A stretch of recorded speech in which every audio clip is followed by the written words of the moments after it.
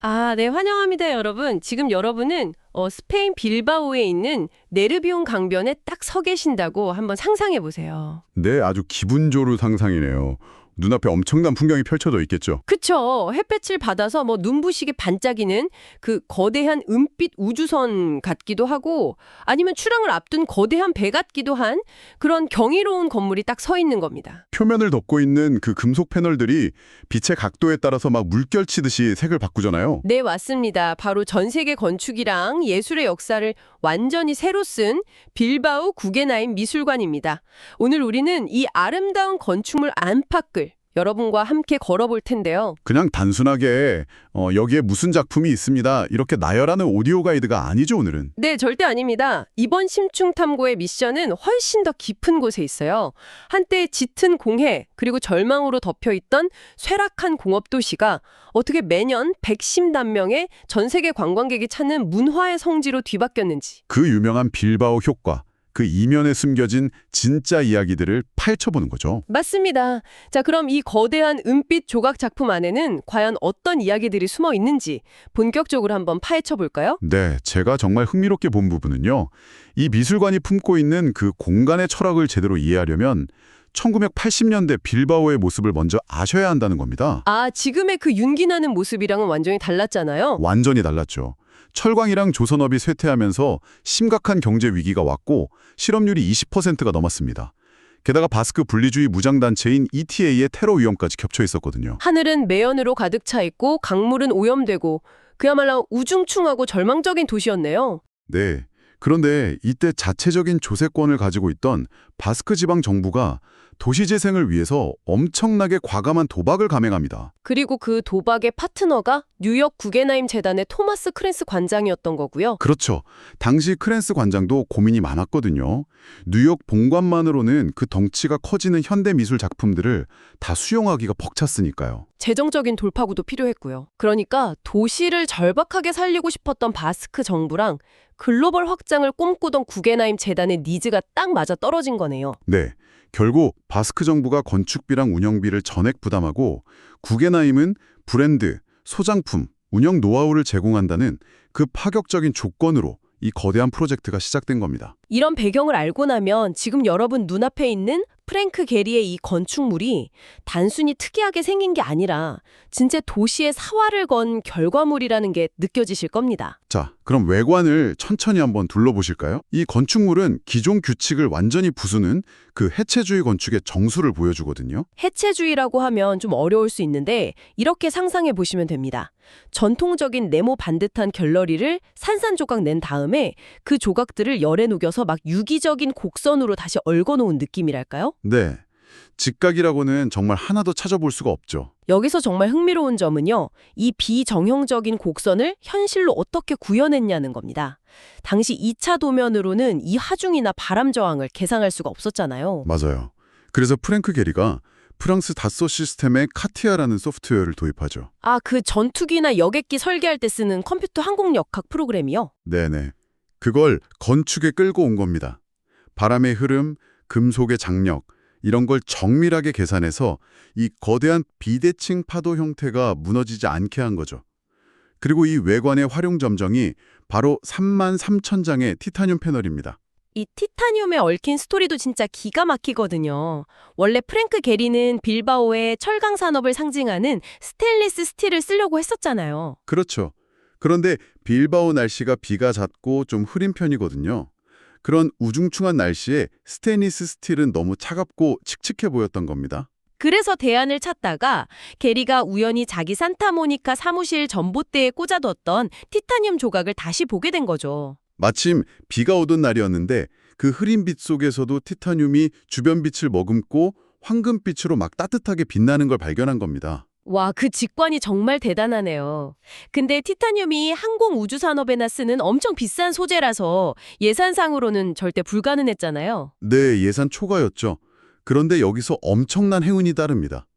마침 냉전 종식 여파로 러시아가 군수용으로 비축해둔 티타늄을 시장에 막 대량으로 풀기 시작한 거예요. 아, 시장에 물량이 쏟아지니까 가격이 폭락했군요. 맞습니다. 일시적으로 스테인리스 스틸보다 티타늄이 저렴해지는 기적이 일어났고 그 덕분에 예산 안에서 이 금속 패널들을 살 수 있었습니다. 심지어 이 패널들 두께가 고작 0.5mm밖에 안 되잖아요.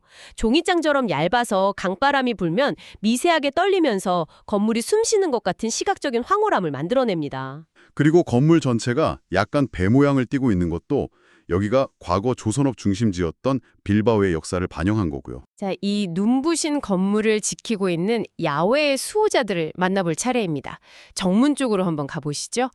여러분이 정문 앞에 딱 도착하시면 아주 사랑스러운 조각상을 보시게 될 겁니다. 제프 쿤스의 퍼피죠.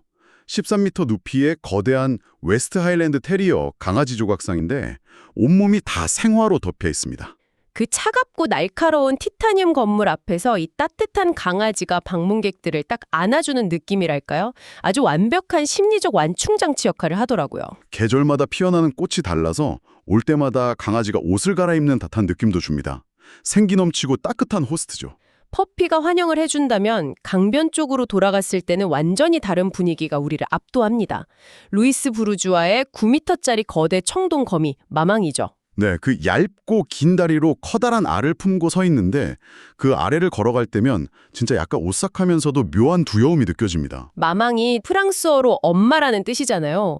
이 작품이 담고 있는 심리적인 의미가 되게 깊더라고요. 맞습니다. 부르주아의 어머니가 실제로 테피스트리를 복원하는 직조공이셨거든요.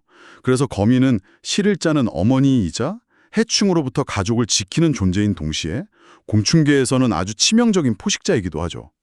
그러니까 맹목적인 보호의 따뜻함과 자식을 옥죄는 포식자 같은 모성의 이중성을 공간에 투영한 거군요. 밤에 조명받으면 진짜 당장이라도 다리 움직일 것 같아요. 그런데 여기서 정말 중요한 포인트가 하나 있습니다. 이런 강변에서 비바람 맞고 산성비 맞는 거대 조각품들이 어떻게 완벽한 상태를 유지할까요? 저도 그게 궁금했어요. 청동이랑 강철이면 오염에 엄청 취약할 텐데요. 와, 부식 막으려고 그 엄청난 수고랑 비용을 감수하는 거군요. 역시 세계 최고 수준의 미술관은 보이지 않는 곳에서 차이가 나네요. 네, 그리고 밖에서 사진 찍으실 때 꿀팁 하나 드리자면요. 붉은색 아치가 돋보이는 살배다리 쪽을 꼭 눈여겨보세요. 거기서 미술관 전체에 유려한 곡선이랑 강물에 비친 반영을 찍는 게 진짜 베스트 샷이더라고요. 프랭크 게리가 그 기존 다리도 철거 안 하고 디자인 일부러 포용했다면서요? 맞습니다. 도시 인프라랑 예술이 어떻게 융합됐는지 보여주는 완벽한 상징이죠.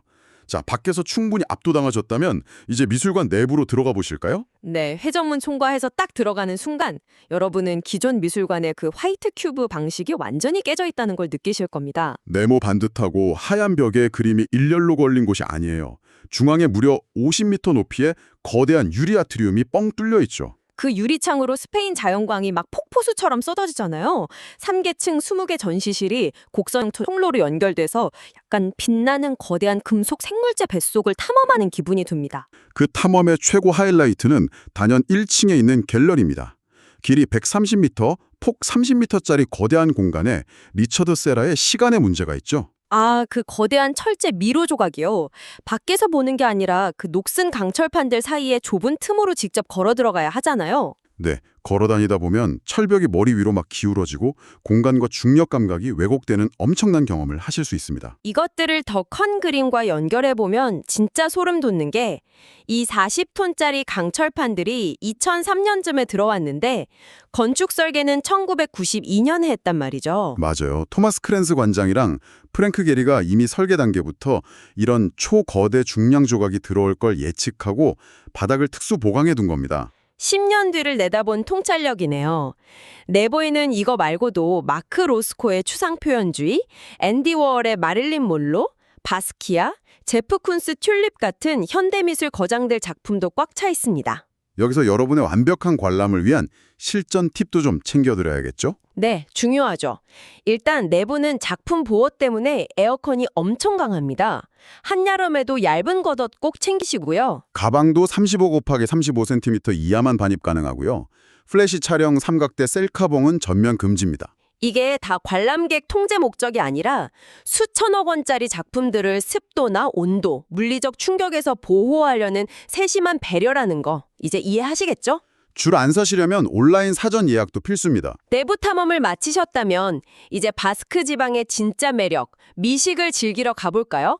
빌바오 효과는 미술관 하나로 끝난 게 아니라 미식의 르네상스도 이끌었거든요. 미술관 안에서도 두 가지 매력적인 옵션이 있습니다. 먼저 미슐랭 1스타인 네루아 레스토랑이 있는데요.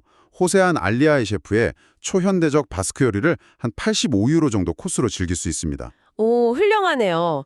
그런데 약간 아쉬운 리뷰도 있었다고 들었는데요. 네, 한 리뷰어가 생선 요리에서 작은 플라스틱을 발견했는데 직원의 대처가 좀 아쉬웠다는 솔직한 후기도 있긴 하더라고요. 그래도 음식 자체는 훌륭하다는 평이 지배적입니다. 가성비를 따지신다면 미술관 안의 비스트로도 최고입니다. 29.5유로의 런치 코스가 나오는데 야외 테라스에서 퍼피를 보면서 로컬 맥주 라살베를 마시는 여유 정말 추천합니다. 미술관 밖으로 나가면 구시가지, 카스코 비에오의 골목들이 기다리고 있죠. 리베라 시청 주변 바에서 핀초스라는 타파스를 서서 먹는 문화는 꼭 해보셔야 합니다. 바스크 지역은 수돗물에 석회질이 많아서 예전부터 물 대신 차콜리라는 스파클링 화이트 와인을 많이 마셨거든요. 핀초스랑 환상적인 조합이죠. 아, 그리고 스페인 음식 먹다가 혹시 한식이 당기시면 구게나임 근처에 당남 코리안 바베큐라는 식당도 있습니다. 빌바오 효과 덕에 한국 고기 굽는 문화까지 진출한 거죠. 재밌네요. 이런 문화를 즐기실 때 스페인 여행 에티켓 3가지 꼭 기억하세요. 첫째, 시에스타. 오후 2시에서 5시는 단순 낮잠이 아니라 뜨거운 해를 피해 긴 점심을 먹는 시간입니다. 이때는 웬만한 곳이 문을 닫으니까 시에스타가 없는 구게나임 미술관이나 대형 쇼핑몰로 일정을 짜는 게 현명하겠네요. 맞습니다. 둘째, 팁 문화. 스페인은 팁이 의무가 아니에요. 훌륭한 서비스에만 총액의 5에서 10% 정도 남기시면 됩니다. 셋째, 물을 사드실 때는 탄산 없는 물인 아구아 쓴가스를 달라고 하셔야 합니다. 식당 들어갈 때 올라 그라시아스 인사하고 계산할 때는 라 쿠엔타 포르 파보르 라고 하는 사교적인 에티켓도 챙기시면 좋고요. 자, 청취자 여러분, 오늘 이 모든 이야기들이 무엇을 의미할까요? 빌바오 구게나임은 단순한 미술관이 아닙니다. 예술과 건축이 어떻게 한 도시의 운명을 바꾸었는지 여러분이 직접 목격하는 현장인 거죠. 네, 죽어가던 도시의 심장을 다시 뛰게 만든 그 짜릿한 공간에 여러분이 서 계신 겁니다. 의뢰한데요. 그런데 인프라 개선 없이 겉모습만 베끼려는 의뢰는 단호히 거절한다고 합니다. 뼈가 있는 이야기네요. 청취자 여러분, 오늘 여러분이 서 있는 이 빌바오의 기적은 단순히 예쁜 티타늄 건물 하나 때문일까요? 아닙니다. 바스크 정부는 강물을 정화하고 지하철을 뚫고 폐기물 항구를 이전하며 미래를 준비했습니다. 보이지 않는 인프라와 굳은 결단력이 만들어낸 시너지죠. 여러분의 도시에 진정으로 필요한 기적의 조건은 무엇인지 한 번쯤 상상해 보시길 바랍니다. 정말 깊은 통찰입니다. 오늘 이 시간이 여러분의 빌바오 여행을 잊지 못할 지적 여정으로 만들어 주었기를 바랍니다. 네르비온 강변의 야경처럼 여러분의 여행도 눈부시게 반짝이기를 기원합니다. 미술관 안에서 환상적인 시간 보내십시오.